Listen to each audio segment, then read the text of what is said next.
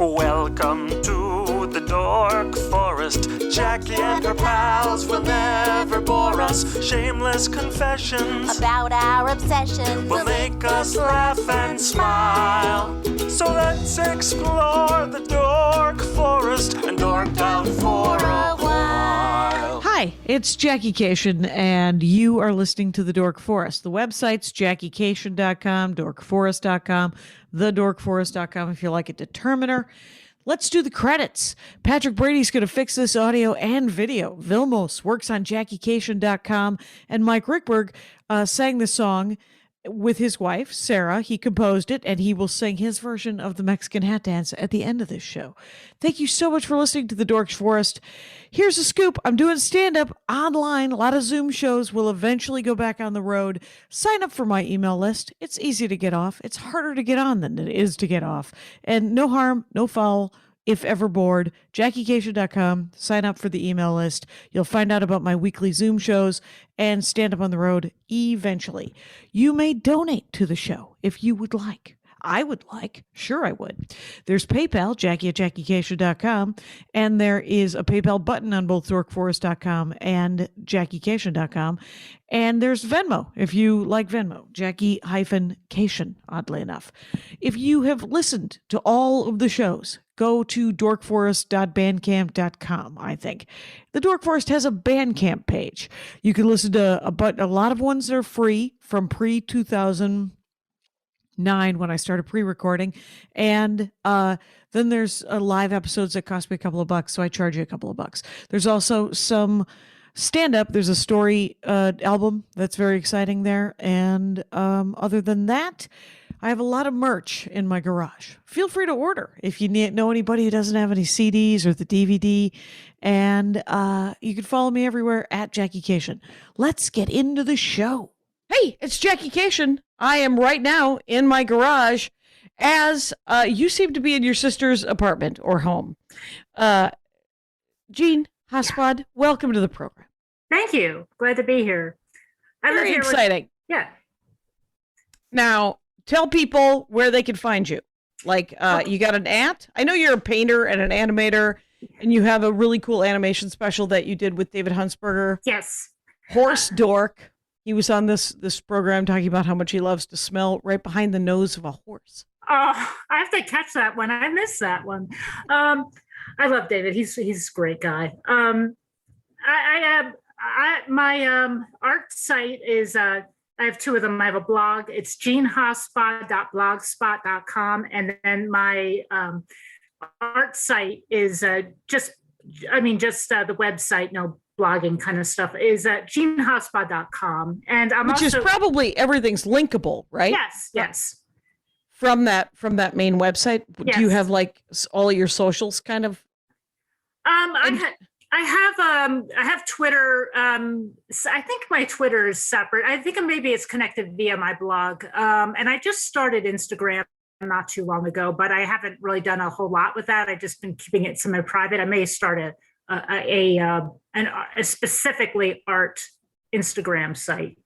Fair enough. And it's spelled Geanne, right, Jeanne? Yeah, Jeanne. Hospod, Hospod. J? It's a J. I said G like a crazy person. Oh, okay. No, it's a J. It's a Jeanne. Hospod, yes. Hospod. It'll be in the notes, you guys, just so you know. Okay. And you said you wanted to talk about Scott Walker, and yes. I had a small triggering moment because that was the name of Wisconsin's governor. Yes. For some time, and he was a maroon or a bad guy. Yes. Not a good guy. Yes. So, but that's not what you're talking about. You're talking about some musician. No, I'm talking about the musician. Actually, his real name is Noel Scott Engel, but he went by the stage name of Scott Walker. Okay. And he passed away in 2019, unfortunately. But he had a 60-year career in entertainment, kind of progressing into art. And interesting. Yes, and he died in 2019. Yes. How old was he when he died? He was I believe he had just turned 76. Okay, so not a career cut tragically short, but No, no. not, yeah. So an older gentleman, but Yes. where was he from? He was an American, but then he moved to England, and spent the rest of his life there. Once he was in the swinging '60s, when the big British invasion came over. Scott, who used to kind of go against things, go against the tide, went across from California to England with his band, the Walker Brothers, to start his career there, and he lived there for the rest of his life.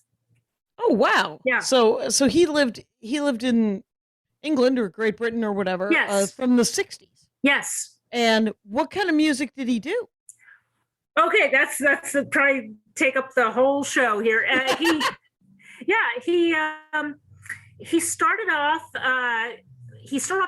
as a child actor and entertainer, and he was doing when he was a little kid. He was in he did with his family. He had moved around, and he started off doing child. Doing like a little small town singing contest, and he would win them. Like he would live in Texas for a while. He started off in Ohio. He had moved around. His father was worked for an oil company. Started off, went to Texas, performed locally, and then his parents broke up. He moved back to the East Coast. Do you hear that? Okay. I hear a noise. I do not. Okay, it was just. Will at some point hear helicopters because I live in Van Nuys. Okay. And sadly, there's a lot of people learning how to fly helicopters in my hometown, in what is currently my hometown, which is where my home is. Okay. Which is Van Nuys. I'm getting I'm sorry, it's a little technical thing. Let me just unplug something and plug it back in. I'm sorry. Okay. It's an exciting time to talk to Jeanne Hospod. I'm so Hospod. sorry. And we're going to be talking about Scott Walker. And if you go to JeanneHospod.com, JeanneHospod.com, you can check out her art and stuff like that. And I think she'll be back any minute now. I'm sorry. It was a USB thing. If it happened, hopefully it won't happen again. I can't hear any of it. Okay. That's good. It's just this little notice. I'm sorry about that. Okay, so yes, you're great. You're just tell me. I mean, I've never heard of him. Yeah. Does he do folk music? Does he do rock music? It was rock. He started probably not a rapper. No, he's a rock. He's a rock. Is he a musician? He is a musician. He had as a child actor went off did Broadway. Then he went to the West Coast with his mother after his parents divorced. He was a protege of Eddie Fisher. He did a lot of pop tunes in the 50s, very kind of a teeny bopper. Went on to become a session musician in LA. Then he got it together with the Walker Brothers, and he renamed himself Scott Walker. And does he have a brother? It's not his brother. It was John Mouse, not the John Mouse who there's a electronic artist named John Mouse who ended up going kind of full horseshoe following Trump at the January 6th. Not that John Mouse. Full horseshoe is the greatest statement I've ever heard in my life. Oh, okay. I love it. So this John Mouse, he changed his name to the Walker brother. He changed himself to John Walker and Scott. They did a brother act because that was the popular thing right at the time in the early '60s. They were doing just pop music, swinging '60s pop. And did he play guitar or piano? What did he play? He played bass guitar. But he went from trying to sum it up. He went from pop to kind of a harder rock into. He would not like to say avant-garde. If you're going to use shortcuts, I would say avant-garde. He never wanted to be out beyond. He was really a brilliant guy, and he kind of his intellect and his references would kind of go way out there, but his goal was never to be so beyond that you can't connect to it. It can be challenging, but he really went out kind of, I'd say, like in the realm of like a Laurie Anderson. So he wanted to be accessible, but he's writing pop and rock in the 50s and 60s, but then does it go to like acid rock or heavy metal, or does it just go more folk and more acoustic? It went from I'd say like the kind of 60s ballad pop. Okay. And then he was repressed by his record company after he was going further and further out at doing more personal work. And he finally embraced, he finally just kind of went his own way. And the record company said, this is we don't like that way. We don't like that way because it had failed. I guess I should get more specific here. So I like the big picture, and then we can totally get specific. Okay. It's your world. Okay, that's fine. So yeah, he did this piece. He did this. He broke away from the Walker Brothers. He was doing more personal work and really going in his own. It was pop, but it was just really beautiful, unique, personal pop. And he did this album that was called Scott Ford because he had other albums before it. That was really his own masterpiece of writing, and it was gorgeous, and it was a complete commercial failure. It's now considered a masterpiece. And it was called Scott 4? Scott 4. You are? Yes, okay. Scott 4. And from there, his record company, they said, well, no more of that. You're gonna do covers. He was doing covers before occasionally, but he would mix them up. And right. And he would mix them up, and then he started doing Jacques Brel covers, which was a very kind of this musician, a Belgian musician who dealt with the seedier side of things and death and sex and the kind of the gritty underbelly. And he got access to his to his catalog for the first English translations, and he started doing them himself. And he was like this like rock god, and the way he presented them, it was, well, I want to say rock. He just had this presence. It was just. He really just did these beautiful interpretations of them with this confidence and this kind of this blonde all-American was a rock star, but he was trying to go beyond it. And it influenced his own writing till he did this album Scott 4, which was all his own stuff, and it was very personal, it was very beautiful, and it did not do well. Did not do well, but it's now considered a masterpiece. His record company says, "Okay, we're going to get you off of this. You're going to start doing more covers. They didn't like the covers of the Belgium guy. It was a little too artistic, a little too arty. They wanted him to do more Beatles covers, maybe. Yeah, well, standards. Yeah. They tried to make him a bridge. Like people compared him at the time to like an Andy Williams. Frank Sinatra. There's like a Frank Sinatra for the younger set. He was a very pretty man, and definitely had the sex appeal for both the teenagers and the housewives. And sure. And it's funny when they say, when they make references to that, like as if that's to put it down, because if it appeals to the girls or to the women, it's not as artistically valid, which is ridiculous. Right, because they were trying to go for the 18 to 34-year-old men. Yeah. And then, well, forgetting that it turns out the 14 to 35-year-old women also have access to some cash. Yeah. And what year is this when Scott 4 came out? Do you remember? 1969, and it came out 1 week before my birthday. So nice. Happy birthday. Yeah.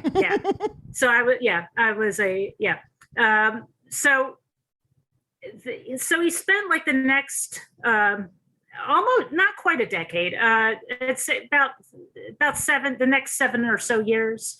Even though he said he would never compromise, he now had a daughter. I remember him saying one time that a manager had advised him to get a large apartment, and I'm wondering if it was kind of to trap him, to get him comfortable.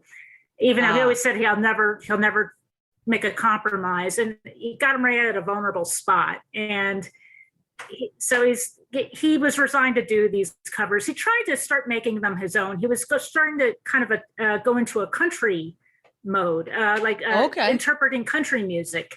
And he had as someone said, he had a serious flirtation with country. And even when he reformed the Walker Brothers, they went country. What happened? Waylon Jennings, Willie Nelson, like 70s country? 70s country, yeah. Wow. Yeah. And 70s country folk and things like that. But was it pretty good, or? I liked it. I thought it was good. Sure. I mean, it's not art with a capital A, but it's lovely. And he did. Right. Like the kind of stuff he was doing, like if I not that I would use this as a caliber of like what's great, but like if like these like these singing contests you see on reality TV, right? They would give their eye teeth to be able to be at the level he was doing at that stuff. But he didn't want to do that anymore. He wanted to keep writing his music, but he just was so discouraged. And he had started developing a little bit of a drinking problem. And then he just went really into the drink after this, because he was just like, he showed up, he did the recordings, he followed, he did it, he fulfilled his contracts, but he was just like, but his heart wasn't into it. And he really was starting to have a drinking problem. Then this is the thing, there was this pivotal moment where his record company said, I think it was Phillips. I'm trying to I have all these notes. So I don't. Right. They said to him, well, we're going, his record company said, we're going out of business. And so instead of having X amount of albums, because he actually had reformed the Walker Brothers just to make some money. Right. And they said, well, instead of fulfilling your contract, you owe us one more album, and it doesn't matter anymore. Do whatever you want. And he said, seriously, anything I want. Yeah, do whatever you want. And it got together the Walker Brothers and said, okay, guys, this may be our last chance to ever record again. This might be the end for us anyway. Be as self-indulgent as you want. I'm going to be self-indulgent. And good for him. Yeah, and they all kind of just did their own things. And he did they wrote their own songs. I mean, Scott would help produce them. And they did this album called Night Flights. And the first 4 songs were Scott's. And they went from, and this is the thing that just blew me away. Before he did, even when he was writing his own music, it was these beautiful watercolor washes of autobiographical observations and emotions and stuff like that. And it was sentimental, but it was absolutely stunning. And there's nothing wrong with sentimental. Although he had said later on in retrospect, he felt like he had it was something he was struggling with, because I guess he felt like he wanted to go beyond like a sentimental or things that have to do with self-pity, and he wanted to kind of pull focus a bit. Has he ever heard any Harry Chapin? Are you kidding me? Harry Chapin. I had a Harry Chapin album once, and the first song on it was about how a baby dies of hunger in the third world. And you're like, could you stomp on somebody's heart more actively? Like it was so contrived. I remember, and I was 19. So of course I had soaked it up. Mm-hmm. Anyway, so he couldn't have been worse than that. Yeah. Oh, he talks a lot about social issues, but he doesn't ever he would say he doesn't like folk singers who tell like, this is how you should feel. And this is like really real literal, prescribed. So it was more socio-political than he would like political. He would like to tell a story, and like really like he would tell a story, but in this really mysterious kind of poetic way and just hit you with the emotions without, without being cloying. Or the details, right? Right. So not the details of a specific sort of event.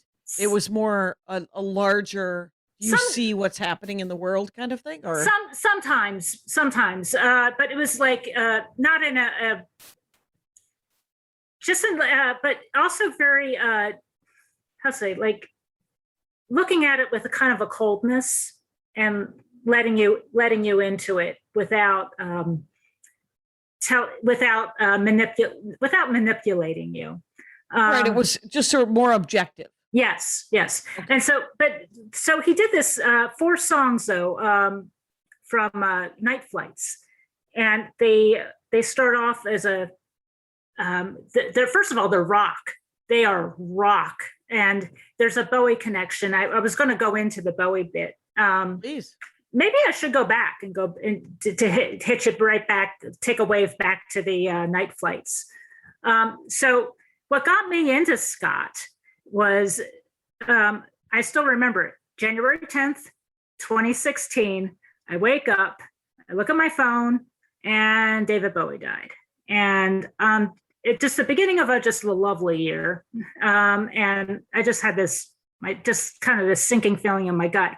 I had not been a manic follower of Bowie, but I always had a great affection for him. And I started going into a rabbit hole, going into his back catalog. And every time I would look him up, I kept seeing this picture of this guy in shades in the 60s, kind of like a 60s dandy that it just would always show up. And that was Scott Walker. And what apparently it was for this show, for this movie documentary that David Bowie had executive produced called 30th Century Man, and which was directed by Stephen Kijak. And this is what kind of led me into him. So you were sort of just struck by the photo of him behind Bowie, and you're like, who the hell is this? His picture just kept showing up whenever I would look up Bowie. He hung out with him a lot. Do you think he worked on some of his albums? I think he might have actually met him in person once, but he was someone who was extremely pivotal to Bowie. Okay. Yeah. So to go back, and I'm going to hit you back to Night Flights, but going backwards. So Bowie, when he was starting off in his career, before he was Ziggy Stardust, Thin White Duke, and all that, way back, he was when he was just developing himself. He had started dating this slightly older musician named Leslie Duncan, and Leslie, she is one of the singers on Dark Side of the Moon. On Pink Floyd's Dark Side of the Moon, the Great Gig in the Sky, that kind of orgasmic, those women singing in chorus. And she also wrote she wrote a song for Elton John. And so she had stage fright, so she never really fully pushed herself. And she kind of retired and got married and was a gardener later on. But before she met Bowie, she co-written a song or two with Scott Walker, and they were lovers for a period of time. And they broke up. I don't know if they broke up or they just sort of drifted, but they were on good terms, and she had a great affection for his music. And this is, I think, after several albums of Scott's solo work post Walker Brothers, and she would play this stuff all the time. And she's dating this guy who's a little younger than her, David Bowie, and she would just play Scott's music all the time and said, "You need to up your game. You're good, but you really listen to this guy." Right. And he would also the Jacques Brel covers that were just he would just the command he had, the incredible baritone Scott had, the passion he had in his voice, in his singing, and then his own songwriting quality. And she says, like, you need to really up your game. This is what it's at. And it pissed Bowie off. He's just like, romantically. Sure. And he's also, competitive. And he's like, what the hell is this guy? And then he realized, God damn it, he's really good. He's really, really good. And he just fell in love with his music. And he said he became his idol.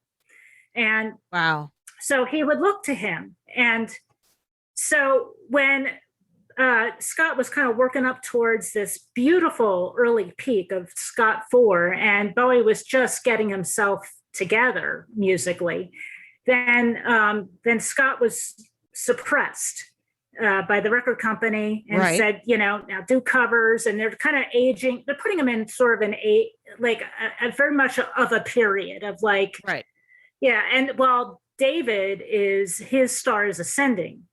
And so when we get back to Night Flights now. What year is Night Flights? Night Flights is 1978. Okay. Now, Scott, he always kept up with what was going on, even if he was being forced into certain areas. And he was impressed with Bowie's Berlin work. There was, especially he had some orchestrated, trying to remember the name of it. I don't know if it was Low. It might have been Low. I know he had 3 albums from Berlin. That was one of the things I didn't put the notes on. But in any case, Scott liked his work. He liked what he was doing. And he was a little inspired by that. And then he did the Night Flights. So one song's about alien invasion, one song about a dystopia, one song about like kind of this night flying predator of a sorts. And then another song of this layering of 2 meanings. One is like it's called The Electrician. One is like a BDSM encounter between lovers. You can look at it like that. Or it's also about a CIA operative in Argentina torturing a prisoner.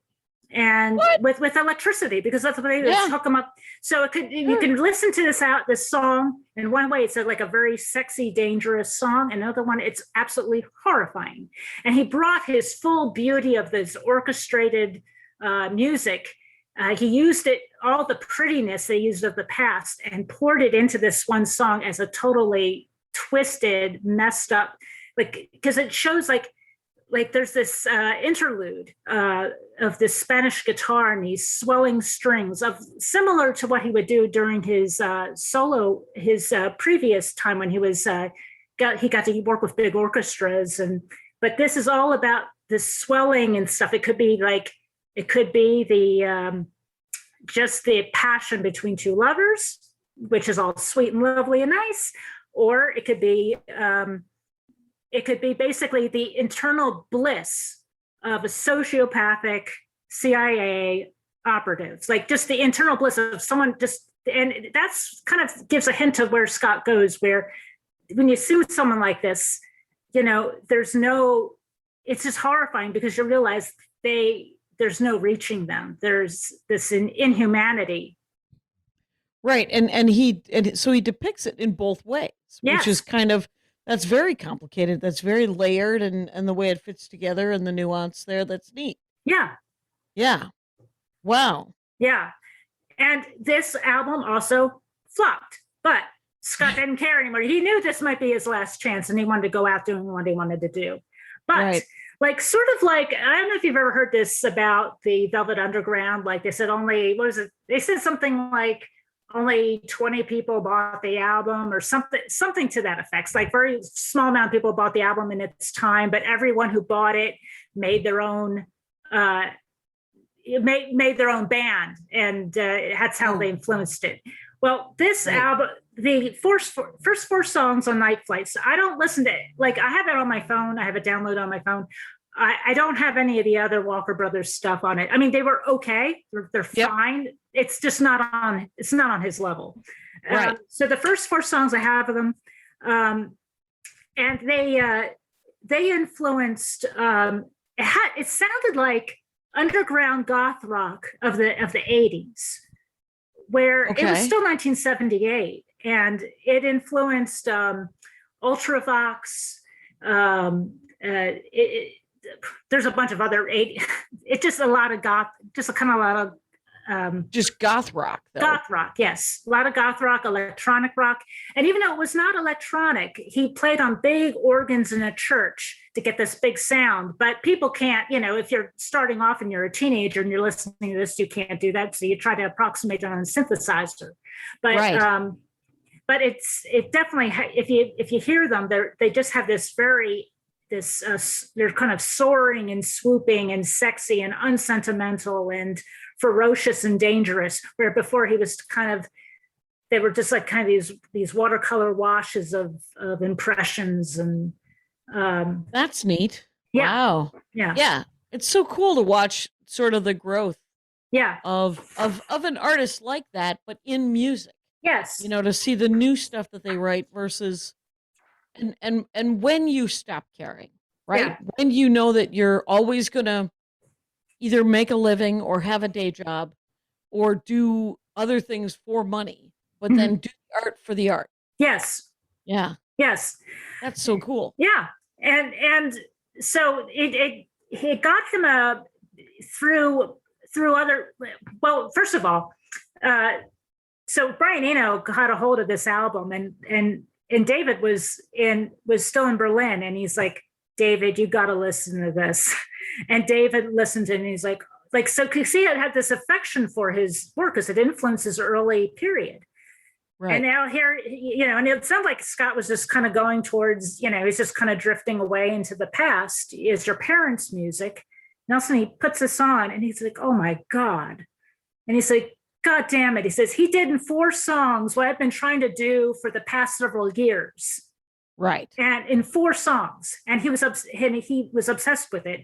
He later on in the 90s, Bowie covered Night Flights, the song. It's such a sexy disco, new wave disco, post-punk. It's gorgeous.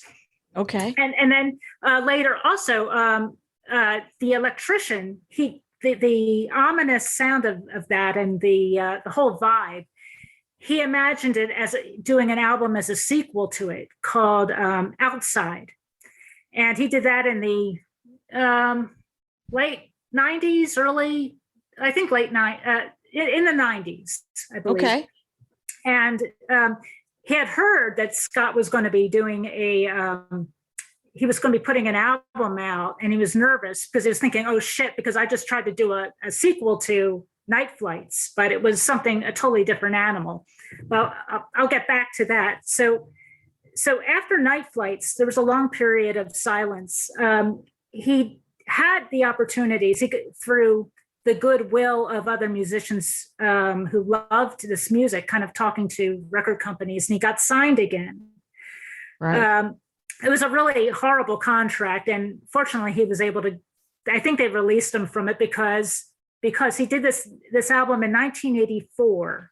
After the period of time between Night Flights and Climate, I think he was struggling. I'm not sure exactly what was happening. He was not making music, but he was living his life. Right. He was, there was talk later on about, I'm not sure if he was homeless or he may have been on the verge of it, but he was trying to do other things. He was doing house painting, possibly driving a cab, possibly doing interior decorating.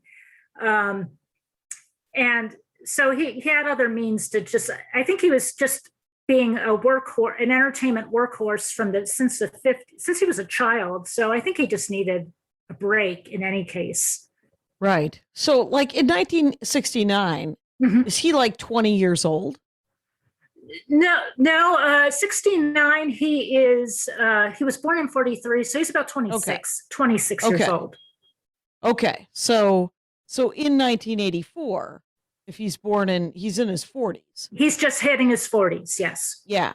And so he just has a couple of bad years or a couple of years when he's not really, he's got other musicians who appreciate him and want to get him work and maybe are getting him work, but he's also picking up odd jobs for cash. Yes, he is. Okay. And he said at this point, he did not want to be just churning out stuff. He talks about trying to work. I've heard him say in two different things: working from a silence and working to a silence. So where what does that mean? That's awesome. Well, I think that's what something that really touched me, because there's this idea, and when going to art school was like, you always work, you're as good as the last thing you do. You work, and I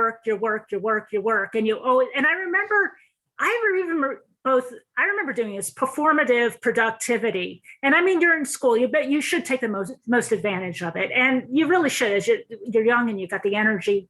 But also remember, like, a teacher who, he had good stuff, but he was always like, you never stop. And he was, you just always producing. And I think sometimes, I mean, and the thing is that the galleries will take you more seriously to do that. But at the same time, I think sometimes you need to just turn it off for a little while and recharge. I've had times where I've struggled. I have personal problems and other things, and I would, and I would stop for a moment, and then there's this thing like, well, if you're not doing it now, you're not serious, and like you're not a real artist. And that whole real business can fuck itself, quite honestly. Yes, because it is. I mean, it's something. It's so interesting when they put that into the art world, when that sort of American exceptionalism, that sort of American Puritan work ethic tried to, and worked. It got a hold of the art community and said, you have to always be producing. Yes. And it doesn't allow a chance to refill the well. That Artist's Way book or whatever. Yes. It doesn't allow you to be able to create from a place of silence. That's such a cool thing that silence from silence. Yes. And he was also, he read voluminously, and he was very inspired by film, European art movies. That's why that was part of the appeal of him going to England. And then he also spent some time in the Netherlands, believe it or not. But he mostly in London, but but in any case, he wanted to, he really connected with the idea of Europe and art film, and that he could, and reading. And I think he wanted to be able to absorb from that more instead of just producing. And because if he would have stayed here, if he would have stayed in the United States, that's when there was so much churning. There was so much churning out of all these things. I could see him in 1969 going, I have to slow down. Yeah. I have to go somewhere where the art is just going to, it's weirder things are happening. Yeah, right. And then 69, he really did, he put his whole self into that album. And when I think he was a little bit heartbroken because of the reception, and the album company, the record companies telling him to go in other places. And he checked out for a while. Just because if you're certain that what you've produced is really, it's some of your best work, for it not to be recognized is something that can you really have to work to get over that sort of disappointment. I can see that. Yeah.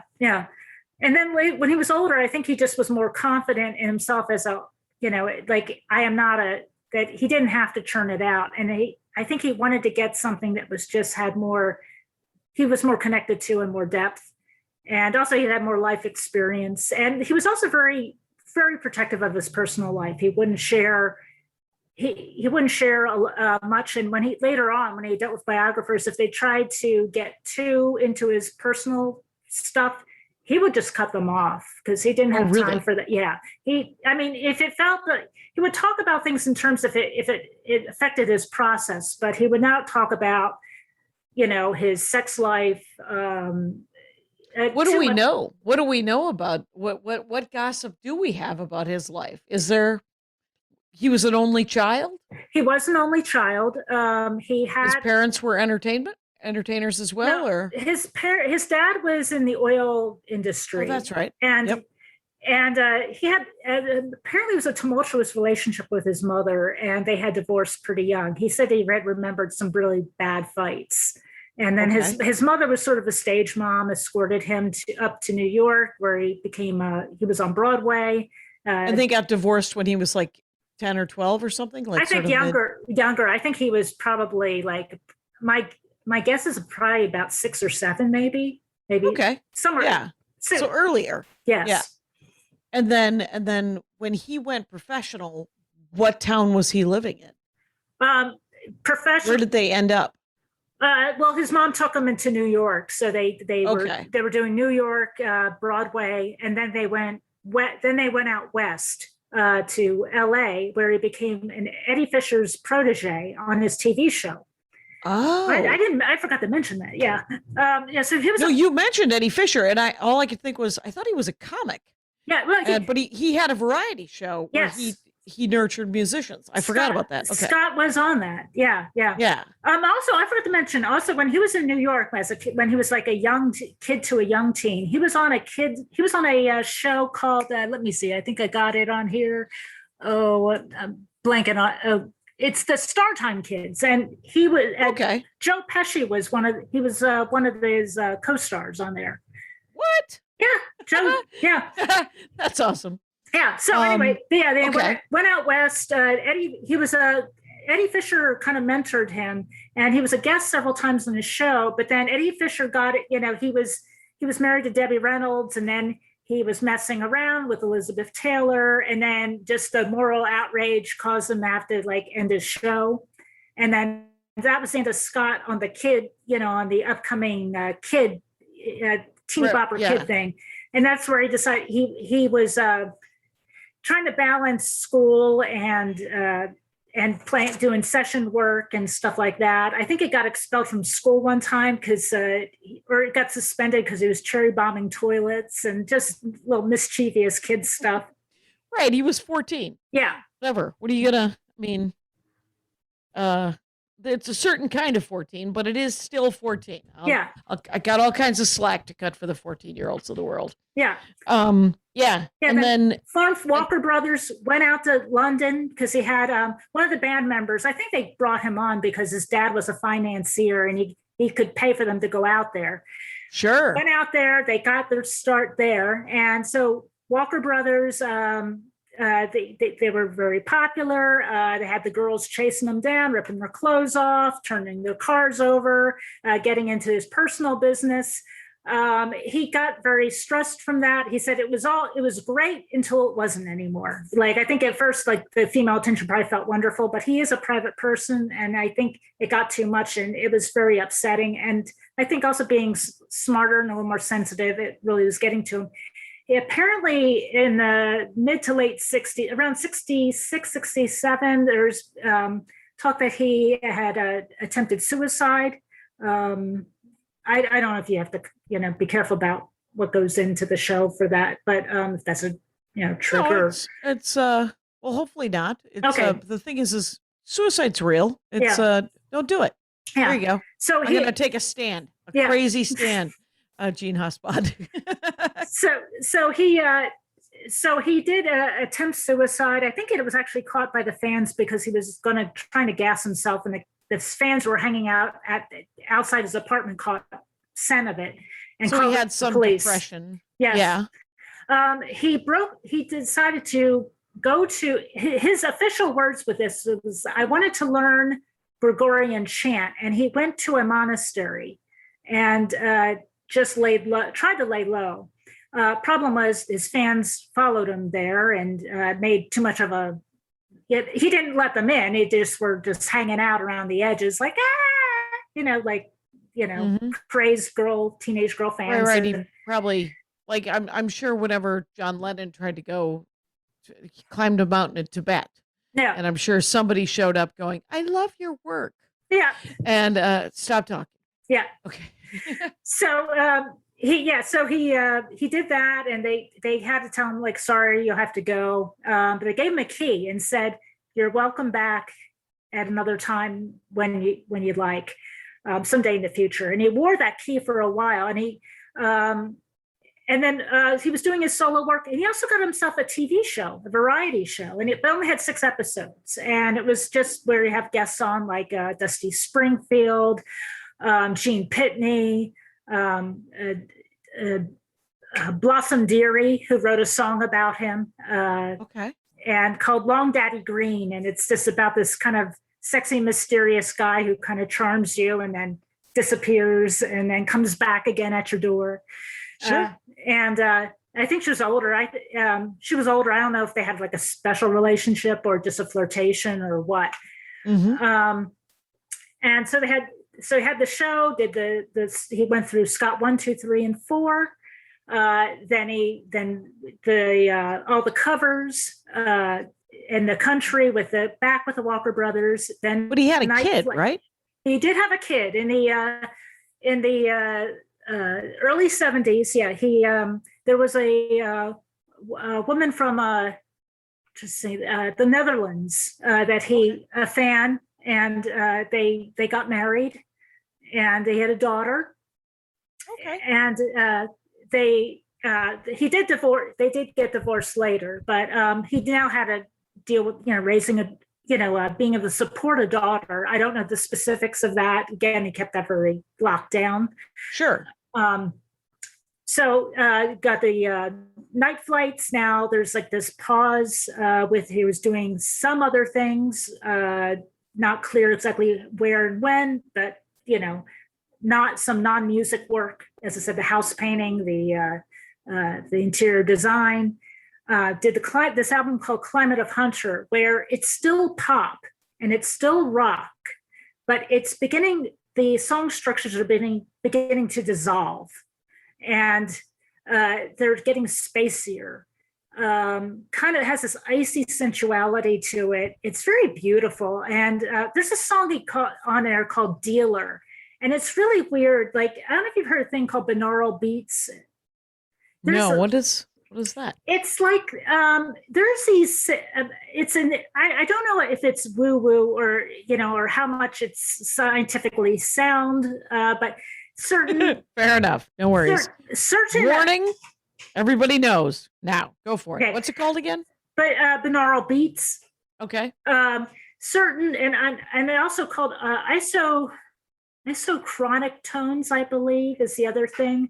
It's these certain frequencies that are supposed to stimulate different parts of your brain, and certain ones may help you concentrate. Some people will play them, whether it's music or just the tones to be able to study or to sleep or for sex or for whatever, and there's a bunch of them. Yes. Okay. I've never heard him mention these at all. However, when he did this song called Dealer, there's this tone, and sometimes he called these tones that he would put under his music. This is kind of like that would sort of bind his music. He called it the binding sound.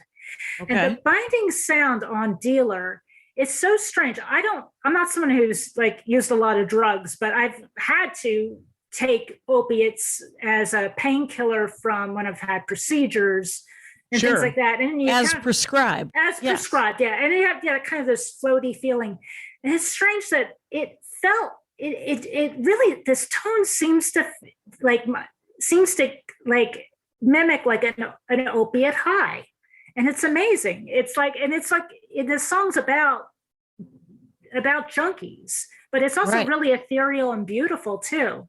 And it's just weird how he did that. And so these songs the song structures are beginning to come apart. And there's another pause. It's a beautiful album. I think it's another masterpiece. It's one of its own era, but it also, I think it was Virgin's worst selling album that year. So this guy is an artist. It's 1984. He's put out his Climate album. Yes. And the world doesn't care. The critics love it. Yeah. Critics, yes, the critics were very positive about it.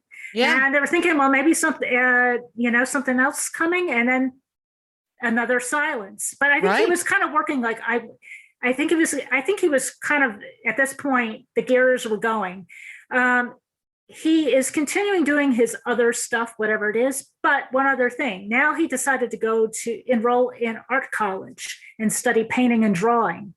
Okay. And he, from what I have never seen his artwork. I've looked. I don't know if it's just Can't hidden find it. or it's under another name. If anyone can ever find it, please. Jackie at JackieCation.com. Scott Yeah. Walker's art, if anyone knows where to get it. Yeah. You know, there are a lot of listeners to this show who know how to work a rabbit hole. Yeah. So there is hope. I did hear the work did have this abstract braille, like it was like these dark kind of black abstract pieces that were that had a textural quality like braille. Okay. And I also know this, even though he was a house painter, he did interior decorating and he went to art school, he was colorblind. Oh, weird. Yeah. Okay. Yeah. So he worked in tones. And I think that's why he also liked a lot of older European art movies. I think he liked that kind of black and white. I think that like just kind of it's its own emotional color world in a weird way. Yeah. That makes any sense. It does. So I like it. He's beginning to, so he's kind of thinking about getting back in there. I know he contacted David Sylvian of Japan to possibly do something. And David I think he was agreeable to it. And then nothing happened for a while. So then David just went on and did his own stuff. But then who's David Sylvian? He's another, he was a pop musician in this band called Japan in the 80s. And it was it was very pretty pop. And then he went on to continue doing his own art and music. And he's still working to this day. Kind of people usually put him in the same universe as a Scott Walker. Okay. Yeah. Fair enough. Yeah. So, and what year is this? Like early 90s? Late 80s, early 90s. And so so that never happened, but they stayed on, I believe they were at least, they were friendly, but Scott started just working on his stuff quietly. And he puts out, this is the Second Revolution. He put out this album in the mid 90s called Tilt. And Tilt is this combination of like classical and industrial rock. Nine Inch Nails is an influence at the same time. And also, this has this operatic quality to it. The first song on it is called Farmer in the City. And it's about the filmmaker Pasolini looking back at his life. And he was also about his murder, I believe, or his kid, the mystery of how he passed away. It might have been at the hands of his younger lover. It might have been some sort of hit. Wow! But then, so it's this open. It's like it's like this epic opera, and then you think, okay, this is going to be kind of a semi-classical album. Then the next song is called "The Cockfighter," and all of a sudden, boom! It's this harsh, mechanical, industrial churning, and it's a overlapping two parts of history. One about I think a member of British royalty having an affair, and another one of a Nazi in the trial of a Nazi. With the murder. With the Nuremberg trials? I don't know if it's in the Nuremberg trial. It might have been, but with a Nazi being held accountable to what he did with masses of his captives. Murder. Yes. Yeah. Genocide. But it was. And it was not operatic. It was more heavy metal, or was it more like noise music? It's not. It's a little bit of noise, industrial noise. But this is the thing. It's like it's really hard to categorize. Someone have put him into this category called leader music, where I think. How do you spell that? Lieder. I believe leader, and I think like you what he started to do is he would write lyrics till he got them just where he wanted them. And then he would build sound, whether it was sound effects, orchestrated, rock, or whatever he had to use to fit the lyrics. And it wasn't necessarily verse, chorus anymore. It would go way, the music would just follow the structure of what the lyrics are doing. Okay. So they were not conventional songs anymore. Right. And that album was called Tilt. Tilt, yes. And it starts off very well. I described that. Some of the songs later on become a little more. They're not conventional because they're not, but they're a little. He gives you the most challenging stuff at first, and then it kind of. The other stuff I think is easier to connect with. Okay, sort of blends back into more rock, or into with more instrumental, or just more lyrical. It's just I'm sorry how to put it. It's you've been talking nonstop for 55 minutes, which is really? hilarious and perfect. Oh, okay. That is the ideal Dork Forest. Plug okay. and play, ladies and gentlemen. I'm here with Jeanne Hospod, and it's JeanneHospod.com. Okay. It'll be in the notes. Okay. It's just a little more easier for me to connect with. I don't know how to exactly explain it, but it's just I think the stuff's just harsher in the beginning, and as you get on, like the title song Tilt, it almost sounds like a country song at first. He says it's almost like a parody of a country song, and then when it does get to a chorus, and the chorus kind of tilts in a weird way, and it kind of skews your perspective.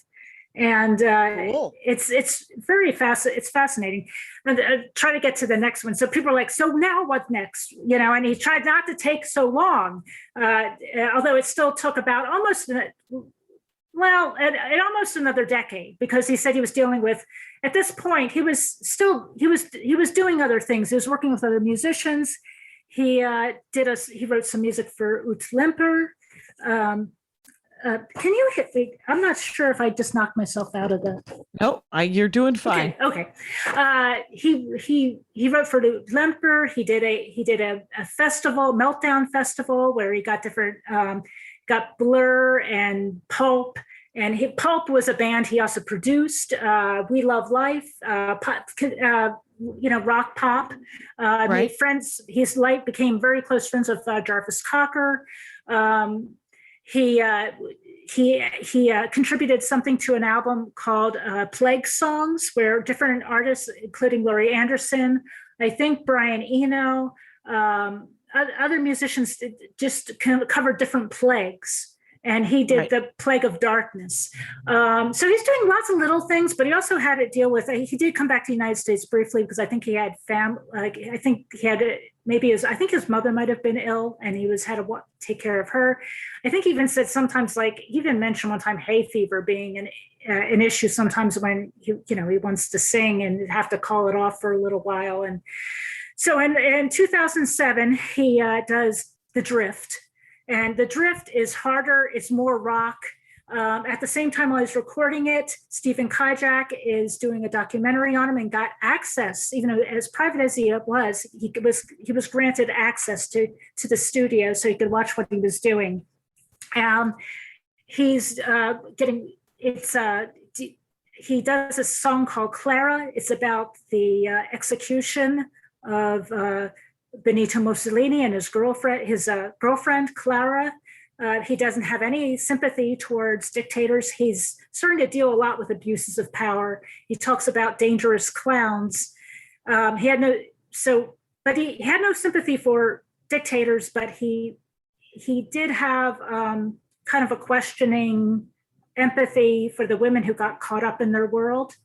And sure. So if you can listen, I always say if someone wants to listen to his later work, and just if they can spend time on just one, because there's sensory overload. I cannot listen to when I first listened to the later stuff, it was like, whoa, it's too much. You have to just take one at a time. And he even said that. He says, don't, it's not stuff you can listen to on heavy rotation. You're not supposed to get it all at once. He said, someone one time told him, I'm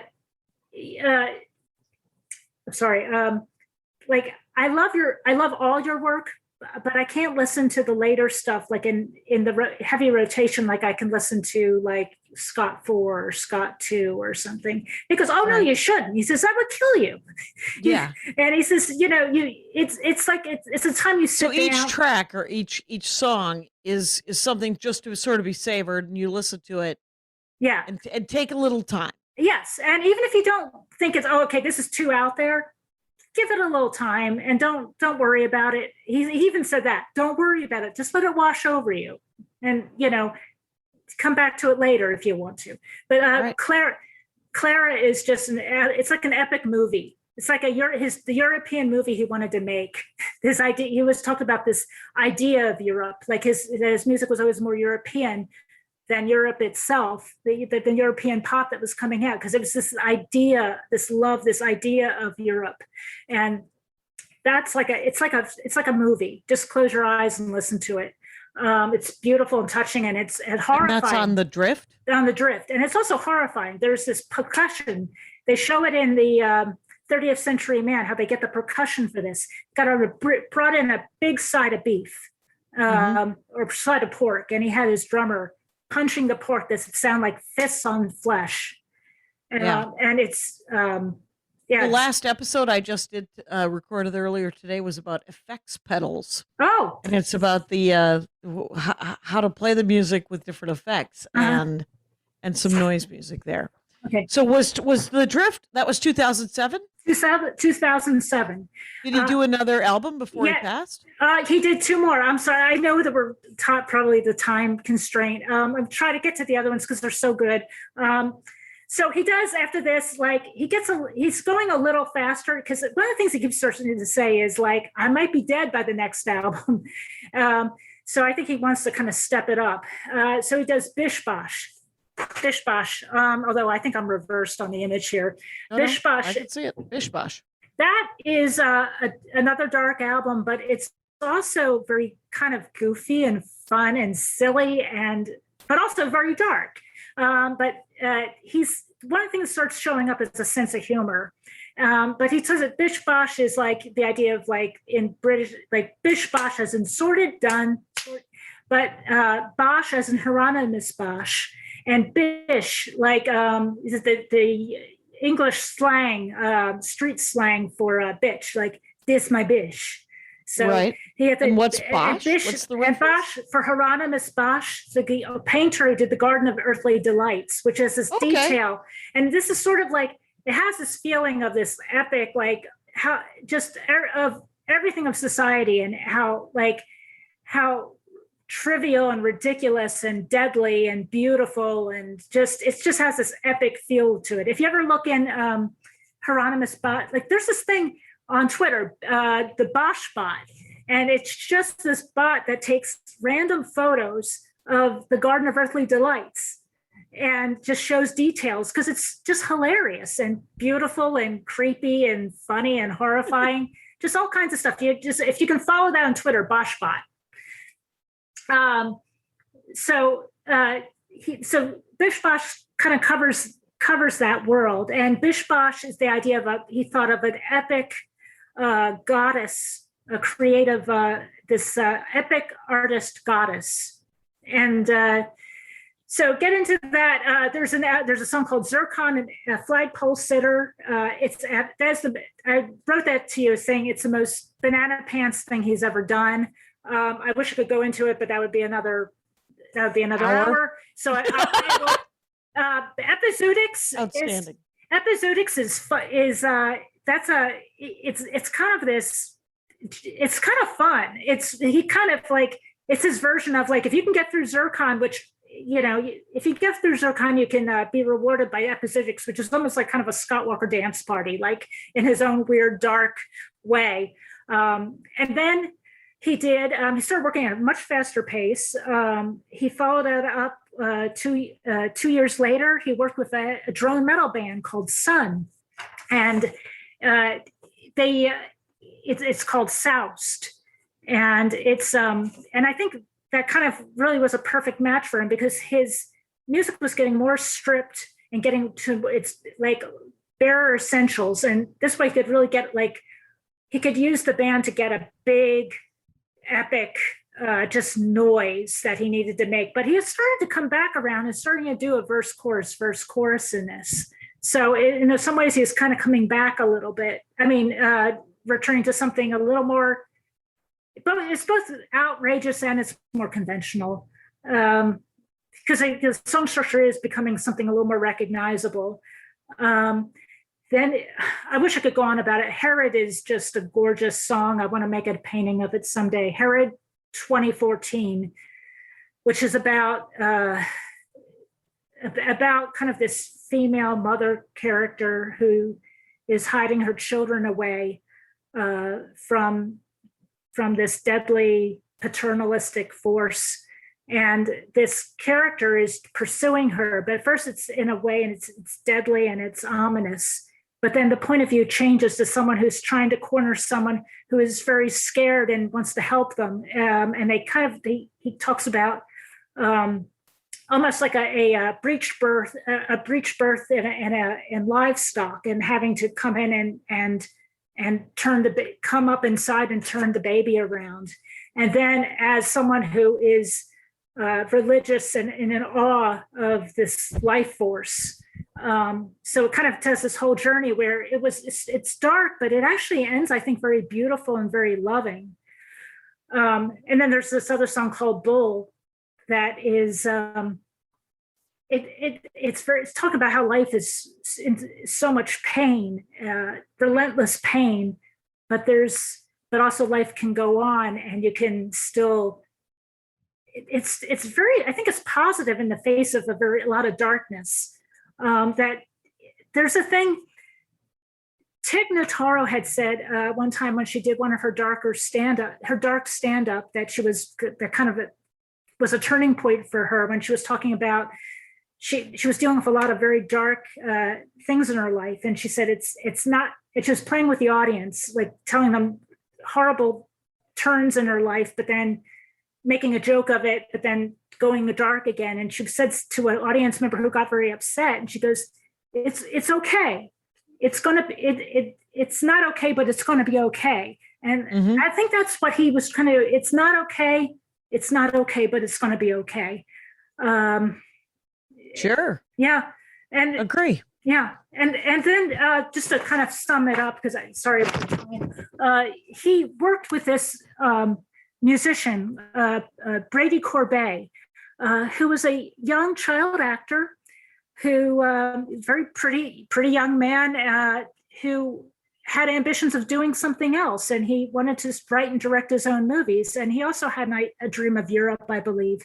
And he made this movie called Childhood of a Leader, and it's about the rise of fascism from World War I to World War II through this child who grows up to become a Hitler-like or Mussolini-like character. And and also I think there's this parallel. It kind of shows like kind of Scott's beginnings, and then and Scott did the soundtrack, and it's just epic. It's beautiful. And then he did worked with him on his second movie called Vox Lux, which is about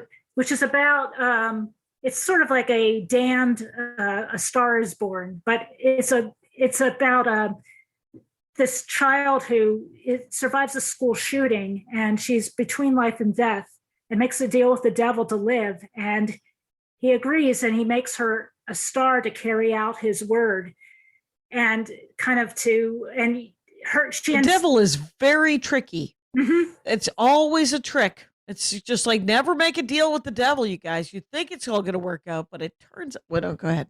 So sorry. No, that's okay. No, that's fine. I've weeded off. Yeah. So she does a deal with the devil, and she kind of loses her soul, and she carries on this idea of more immortality. And what's her name? The girl who's in Black Swan played her, Natalie Portman. Natalie Portman. She was worried she couldn't sing in this. Now, she did not do the songs. Sia did the songs. Sia these candy coated for her songs. Scott did the soundtrack, the underlying orchestrated soundtrack, but she did these candy coated pop tunes to say that basically that seem like just earworms, but in the context of the movie, it's really kind of a dark message. Yeah. Now, and that's the Vox Lux That's movie? Vox Lux, yes. And then he had also a published book called Sundog, which was an overview of his past, of all his curated collection of his lyrics. And he also had a set of lyrics he was going to make a new album for, but he had cancer and he couldn't do it. It didn't happen. Yeah. Yeah. But Amira McBride did the forward to it. And she wrote this beautiful romance. Well, it's a dark romance too. And called The Lesser Bohemians. And she based the sexuality of the lead male character on Scott Walker's songs, and even in description, it sounds like his physical description. And I know you like romance novels. You should look at that. It's okay. It's a dark movie, but I wish I could go into more detail. But yeah, we're at that's the thing about the Dork Forest. It starts and it's over almost immediately as you're like, but I had like 2 more. Okay. It's okay. It's okay. We'll have you back. Okay. This has been a delight though. And Jeanne Hospod, you guys, JeanneHospod. It'll be in the notes. Check out the art, check out the animation, check out the website. This has been fascinating. I've never even heard of the guy. Yeah, and also if you go to my latest, I'll so you a link if you can put it on there. My latest blog post, I did compile all the playlists and information with it, so you can get. Please do. Yeah, that's awesome. It's already up, so you can take a look at it. Yeah, that's so great. And Rangers, you know the rules out there. Take care of each other. My hat, my hat, my hat.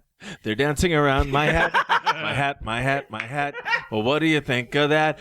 If it looks like a Mexican hat dance and it sounds like a Mexican hat dance, it's most likely a Mexican hat dance. So take off your hat and let's dance.